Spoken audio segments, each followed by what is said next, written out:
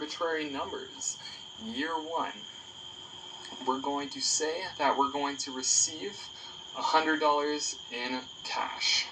Year 2, we're going to have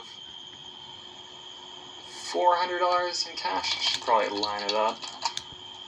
400, and in year 3, we've got $300.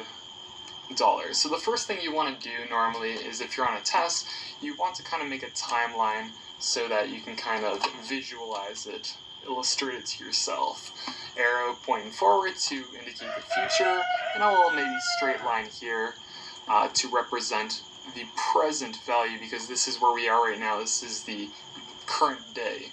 So we're going to make 3 tick marks because, of course, we're receiving the cash in different years. The first year is going to be 100.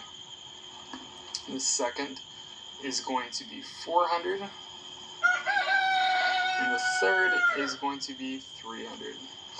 So we're going to be using the equation that we've brought up before. Future value is equal to present value times 1 plus r to the power of t. Now the thing is, we are not looking for the future value, we're actually looking for the present value. So we need to manipulate this formula. So if I were to simplify it just a bit, it would look like this. Future value is equal to present value, and I put a little dot for a multiplication sign, 1 plus r to the power of t.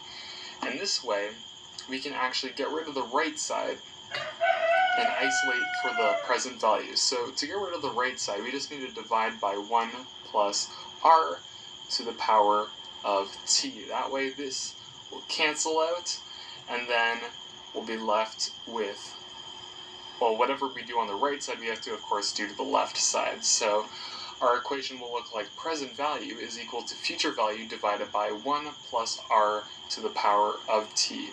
And if you, in case you're not familiar with manipulating equations, just the opposite of multiplication is division, which is why we divided this to get rid of the right side. So the actual equation will look like this now. Present value is equal to future value divided by 1 plus r to the power of t. So going through these individual years, we can see that it would be 1 plus the rate. Let's say the rate is, actually I'll put the rate up there so I can list the numbers, 10%, so it's going to be 0.1. And then the time, well, we're just in the first year, so we only need to discount it back 1 year. So it's going to be to the power of 1. The second one is going to be 1 plus 0.1, but we're going to have to discount it back 2 years. So it's going to be to the power of 2. And the third one, you can kind of guess as to what's going to happen here. It's going to be to the power of 3, since we're discounting it back 3 years.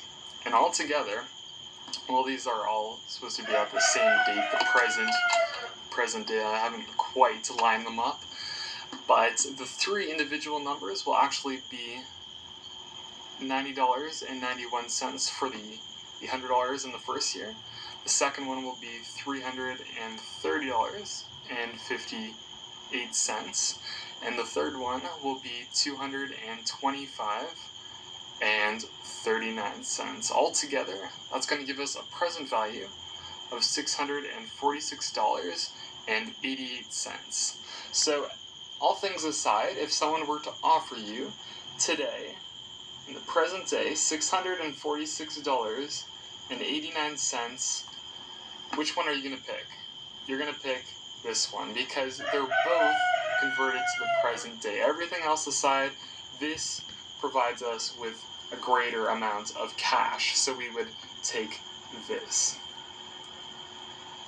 So this literally means what the cash flows would be worth in the present day where we currently are.